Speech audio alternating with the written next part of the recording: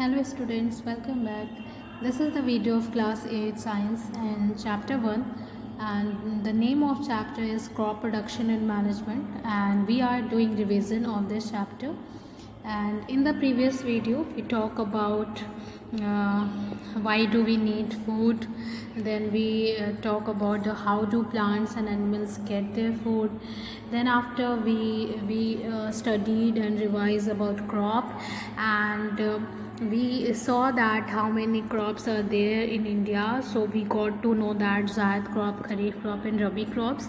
Then we talked about the basic practices of crop production, and हम लोगों ने देखा कि क्रॉप प्रोडक्शन में 7 एग्रीकल्चरल प्रैक्टिसेस हैं जो स्टेप बाय स्टेप एक सीक्वेंस में हम फॉलो करते हैं to get the production from the crop. And we saw that what are these 7 agricultural practice step. तो पहला हमने देखा था preparation of soil, then we talked about sowing, then adding manure and fertilizer, then irrigation, protection from weed, harvesting, storage.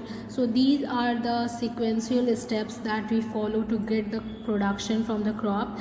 And हम लोगों ने इसको इन सारे steps में से preparation of soil को revise कर लिया था, then sowing and adding the manure and fertilizer. Today we'll talk about the irrigation. Irrigation को हम revise करेंगे and protection from the weeds, then harvesting and then storage. So let's start. So let's talk about the irrigation. Irrigation means watering the plants.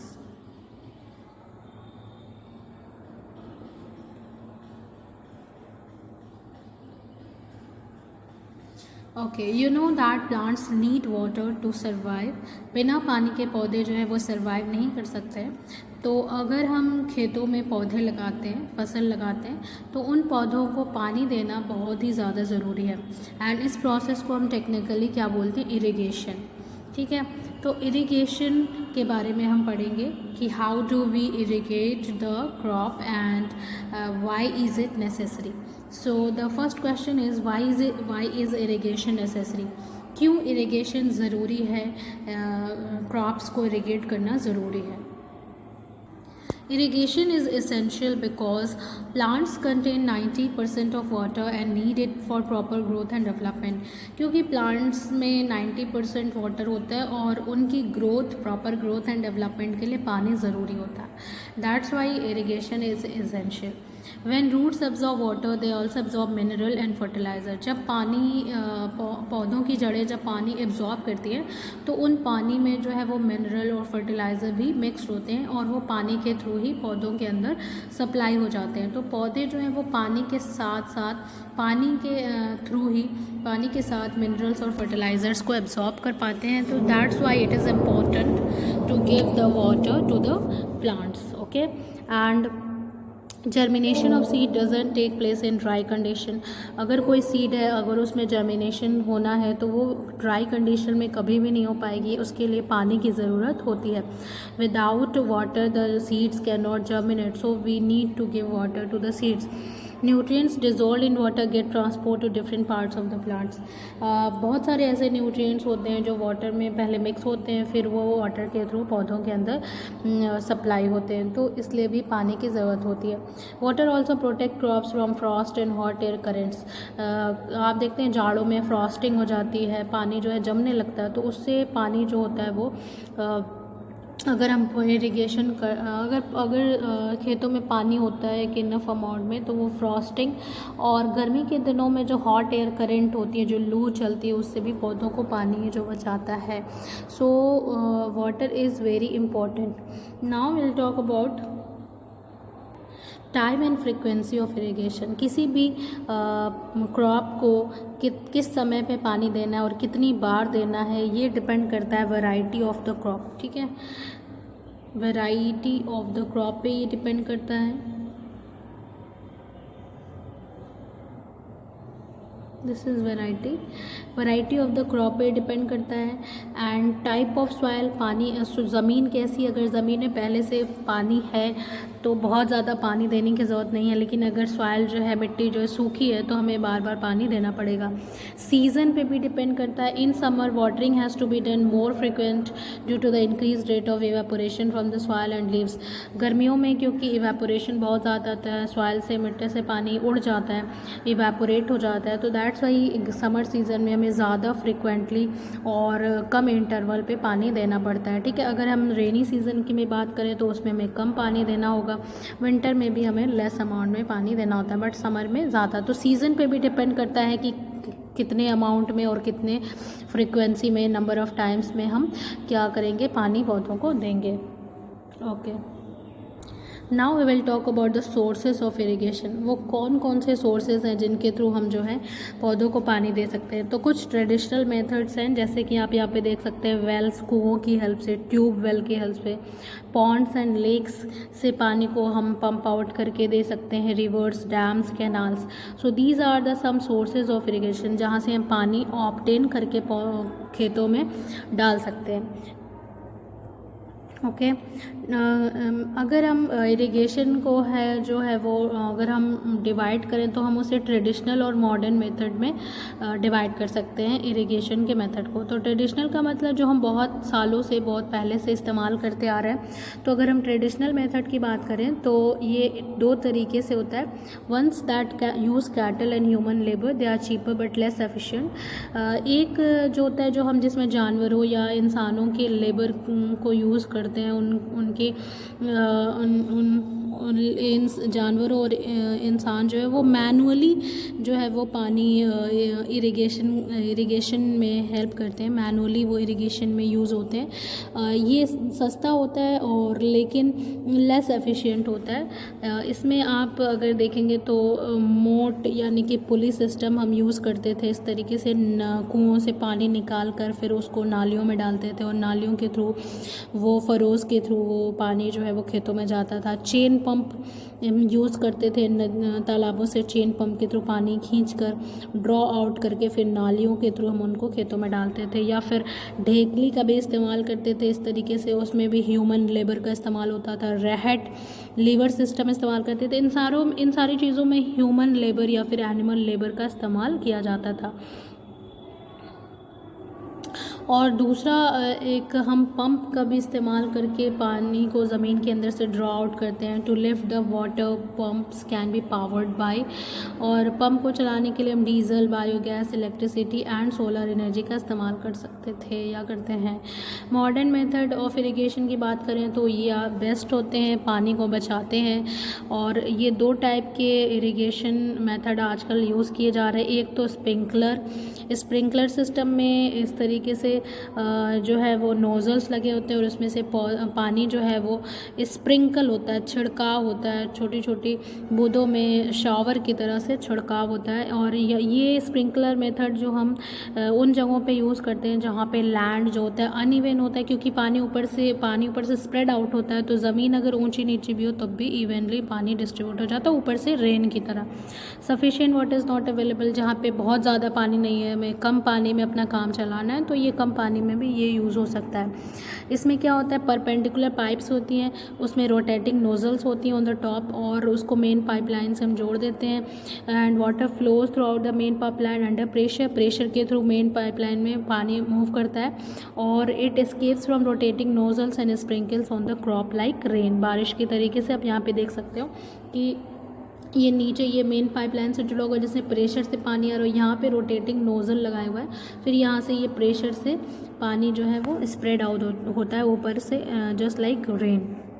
Okay, now second, इसको sprinkler method को हम lawn में, coffee plantation में use करते हैं generally, commonly. Next system जो है हमारा मॉडर्न मेथड ऑफ इरिगेशन है, that is drip system. Drip system ये हम जनरली यूज़ करते हैं उन जगहों पे जहाँ पे अवेलेबिलिटी ऑफ वाटर पुअर है, बहुत कम पानी है, कम पानी में हमें काम चलाना है। या फिर इसमें क्या होता है, water falls drop by drop directly near the root of the crop, there is no wastage of water at all. तो इसमें बूंद बूंद करके पानी जो होता है वो जड़ों में डाला जाता है पाइपलाइन के थ्रू, और इसमें पानी का बिल्कुल भी वेस्ट नहीं होता है। इसको हम फ्रूट प्लांट्स, गार्डन्स और ट्रीज़ के लिए यूज़ कर सकते हैं। और इसमें इस तरीके से देखिए पाइप लाइन्स बिछाई जाती हैं, ये पाइप लाइन्स बिछाई जाती हैं और ये पाइप लाइन्स जो होती हैं उनमें छोटे छोटे होल्स होते हैं, उन होल्स के थ्रू उन पानी जो होता है वो drop by drop directly roots में सप्लाई कर दिया जाता है। इससे पानी का बहुत ही कम वेस्ट होता है और बहुत ही कम पानी में ज़्यादा अमाउंट में इरिगेशन हो जाता है। How does over irrigation harmful for crop production? अगर हम ज़रूरत से ज़्यादा पानी दे देते हैं पौधों को तो उससे क्या प्रॉब्लम होती है? अगर अंडर इरीगेशन करते हैं, जैसे अंडर इरिगेशन मतलब कि कम पानी देने से पौधे ख़राब हो जाते हैं, उसी तरीके से एक्सेसिव वाटर से भी क्रॉप जो होती है वो डैमेज हो जाती है। वाटर लॉगिंग हो जाती है, ज़्यादा पानी देने से पानी इकट्ठा हो जाता है और इससे क्या होता है, सीड्स जो होते हैं do not germinate properly as they do not get sufficient air to respire. Seeds सड़ जाते हैं, उनको एयर नहीं मिलती है वाटर लॉगिंग से। Roots do not grow properly due to lack of proper soil इरेशन।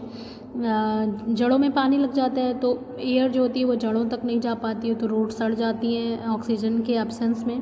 Water evaporates more which leads to accumulation of salt which in turn damage soil fertility and roots do not go deep in soil and hence plants are not able to get full nutrients from the soil. Roots are also unable to anchor the plants properly and the crop can easily get damaged by strong winds.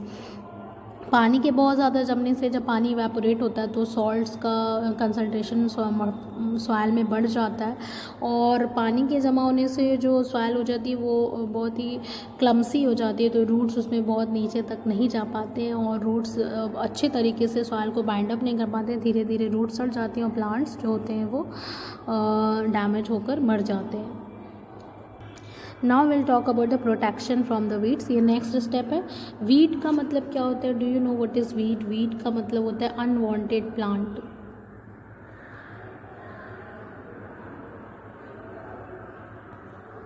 Unwanted plants that are grown in our field automatically, मतलब खुद से ही ये weeds खुद से ही कुछ plants हमारे खेतों में निकल आते हैं जिनको हम लगाए नहीं होते हैं, ठीक है, अनवांटेड प्लांट्स होते हैं और इन प्लांट्स को हम वीड्स बोलते हैं, खरपतवार बोलते हैं, घास बोलते हैं और इनकी हमें ज़रूरत नहीं होती है। अनडिज़ायरेबल प्लांट्स होते हैं that grow naturally along with the crop are called weeds. Removal of weed is called weeding. उनको हमें हटाना होता है खेतों से, अनवांटेड प्लांट को। इस प्रोसेस को हम वीडिंग बोलते हैं। Why is weeding necessary? क्यों वीडिंग ज़रूरी है? Removal of weed is essential because weed compete with the crops for space, light and water nutrients. क्योंकि ये जो पौधे होते हैं इनको भी तो ज़मीन और रोशनी और पानी चाहिए होता है, तो ये हमारे मेन क्रॉप से कम्पीट करते हैं न्यूट्रिएंट्स के लिए, लाइट वाटर के लिए, जिससे हमारी मेन क्रॉप की जो ग्रोथ होती है वो हैम्पर होती है। दे में interfere in harvesting and can be poisonous for animal and human being. अगर जब हम कटाई करते हैं खेतों से फसलों की, तो उनमें हमें हार्वेस्टिंग में भी ये हमें इंटरफेयर करते हैं और हो सकता है कि वो जो अनवांटेड प्लांट्स हैं वो पॉइजनस हों हमारे लिए और एनिमल्स के लिए। तो कैसे फार्मर्स रिमूव करते हैं वीड्स को? Farmers removes weed by tilling before sowing of crops. सबसे पहले तो प्लगिंग करके, खेतों की जुताई करके, टिलिंग करके, बिना जो है वो खेतों में फसल बोने से पहले खेतों की जुताई करके जो है वो अनवांटेड प्लांट्स को डैमेज कर दिया जाता है और मैनुअली हम रिमूव करते हैं by using khurpi to uproot them और cut them close to the ground. Spraying weedicide, हम कुछ केमिकल्स का इस्तेमाल करते हैं वीड्स को मारने के लिए, उनको हम वीडीसाइड्स बोलते हैं। Spraying weedicides that kill weeds but do not damage crop, such as जैसे 2,4-डाइक्लोरोफिनॉक्सी एसिटिक एसिड या फिर नैप्थलीन एसिटिक एसिड या फिर atrazine. These are the chemicals that we use to kill the weeds, that is called weedicides. What should farmer keep in mind while using weedicide? Weedicide क्योंकि एक poisonous chemical है, तो इसको इस्तेमाल करने के लिए फार्मर को क्या ध्यान रखना चाहिए? The best time to remove weed is before they produce flowers and seeds. Weedicide use करने का भी एक टाइम होता है। बेस्ट टाइम क्या होता है कि उनके फ्लावरिंग एंड सीड्स से पहले, फ्लावरिंग एंड सीड से पहले ही हमें वीड्स पर वीडिसाइड जो है वो कर देना चाहिए स्प्रेड, नहीं तो बाद में उनकी सीड्स स्प्रेड आउट हो जाएंगी तो फिर से कोई फ़ायदा नहीं होगा। Weedicides are diluted with water and spread in the field, पहले उनको हम पानी में डाइल्यूट करते हैं फिर उसको हम स्प्रे करते हैं। Farmer should cover their nose and mouth with a piece of cloth while spraying them, और जब भी वो स्प्रे कर रहे हो वीडिसाइड, क्योंकि वो केमिकल पॉइजनस केमिकल होता है, तो अपने माउथ को वो पीस ऑफ क्लॉथ से ढक लेना चाहिए, उनको अपनी नोज़ को माउथ को अच्छे से कवर कर लेना चाहिए, ग्लव्स का इस्तेमाल करना चाहिए ताकि जो पॉइज़न हो वो उनकी बॉडी में एंटर ना करे। Now I talk about the harvesting. जब हमारी क्रॉप में जो मैच्योर हो जाती है तो cutting of crop after it mature is called harvesting, तो हम इसको हार्वेस्टिंग बोलते हैं। Cereals crop usually take 3-4 months to mature, cereal crop जो अनाजों की क्रॉप्स होती हैं 3-4 महीने में कंप्लीट हो जाती है। In India many festivals are associated with harvesting, India में पेड़ हार्वेस्टिंग से एसोसिएटेड बहुत सारे फंक्शंस होते हैं जैसे Pongal, Baisakhi, Holi, Diwali, Nabanna and Bihu. Harvesting can be done manually, उसको हम हाथों से सिकल का यूज़ करके भी हम हार्वेस्टिंग कर सकते हैं, या फिर मशीन का भी यूज़ करते हैं जिसको बोलते हैं harvester.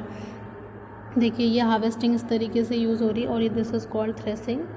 After harvesting separating chaff from grain can be done through threshing and winnowing. अब जब हम हार्वेस्ट कर लेते हैं तो जो हमारा ग्रेन होता है उनको चाफ से अलग करने के लिए हम थ्रेसिंग और विनोइंग प्रोसेस यूज़ करते हैं। थ्रेसिंग में क्या होता है, threshing is separating chaff from grain bye beating the crop against a stone और वुडन बार। इसमें हम क्या करते हैं कि बीजों को उसके चाफ से अलग करने के लिए उसको बीट करते हैं स्टोन पे या वुडन बार पे। In this process grain fall from the stalk due to force. After threshing winnowing separate the husk from the seed by blowing air through it. Threshing के बाद हम विनोइंग करते हैं, जो भी छिलके वगैरह सीड्स के हस्क होते हैं उनको हम एयर के थ्रू अलग कर लेते हैं। In this process the husk which is lighter flies away and the seeds which are heavier fall down. There is a machine called combine which work as a harvester as well as thresher olympiads. कुछ ऐसी मशीनें होती हैं जो दोनों काम एक साथ कर लेती हैं, हार्वेस्टिंग भी और थ्रेसिंग भी, जिनको बोलते हैं कॉम्बाइन। ठीक है, अब इसके बाद हम स्टोर करेंगे ग्रेन को। How are grains protected from pest, bacteria and fungi.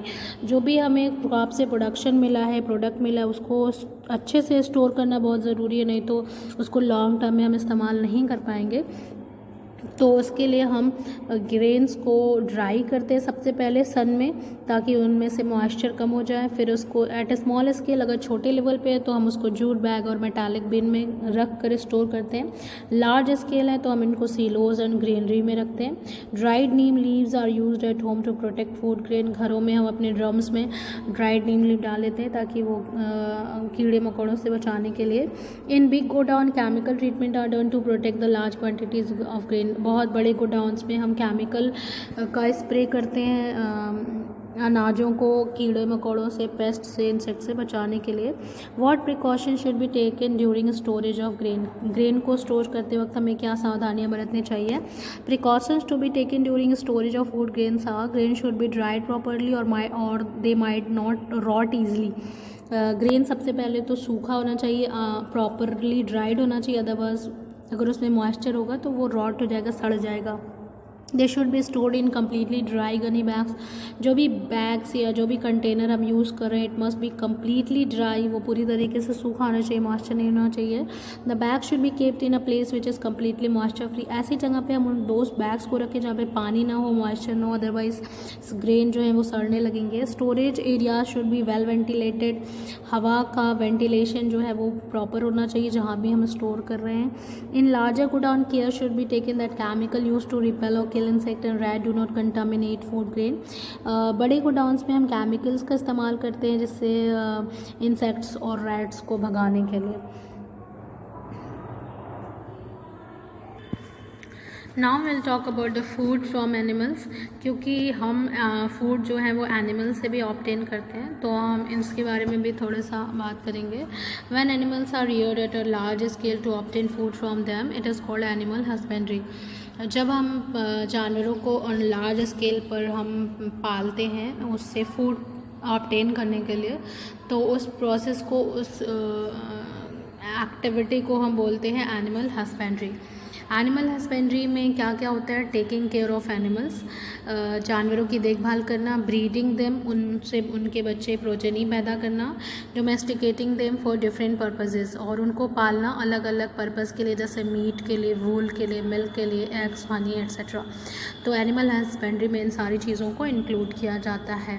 Types of animal husbandry popular in India include, India में जो एनिमल हस्बेंड्री बहुत ही ज़्यादा पॉपुलर है, कॉमन है, उसमें क्या है? बी कीपिंग और एपीकल्चर। बी कीपिंग और एपीकल्चर में क्या होता है कि हम हनी बी को पालते हैं, और हनी बी से फिर हम हनी और वैक्स जो है वो ऑब्टेन करते हैं for the commercial purpose. Bee keeping को हम टेक्निकली एपीकल्चर बोलते हैं। और कैटल फार्मिंग में हम जानवरों को पालते हैं, जैसे गाय, भैंस, बकरी, इन सारे जानवरों को हम की फार्मिंग करते हैं, उनसे मिल्क और मीट जो है वो ऑब्टेन करते हैं। डेयरी फार्मिंग में हम मिल्क गिविंग एनिमल्स को हम डोमेस्टिकेट करते हैं और उनसे हम मिल्क ऑब्टेन करते हैं और उससे डेयरी प्रोडक्ट बनाते हैं। बेसिकली इसमें हम मिल्क गिविंग एनिमल को पालते हैं। फ़िश फार्मिंग और एक्वाकल्चर, फ़िश फार्मिंग में हम फ़िश को डोमेस्टिकेट करते हैं, फ़िशेस पालते हैं, एंड इसको हम एक्वाकल्चर भी बोलते हैं, और उससे फ़िश से फिर बहुत सारे प्रोडक्ट्स ऑब्टेन करते हैं। एंड ये भी बहुत ही कॉमन एंड बहुत ही फेमस जो है वो एनिमल हस्बेंड्री है। And poultry farming is also very common and famous. इसमें हम हेंस चिकन्स को पालते हैं, ठीक है, हेंस चिकन्स को, ओके।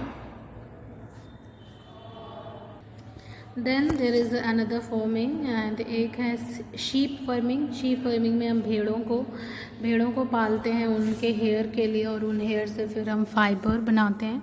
तो these are some famous animal husbandry that we do in India. So that's all for this video. In the next video, we'll talk about some more topic. Thank you.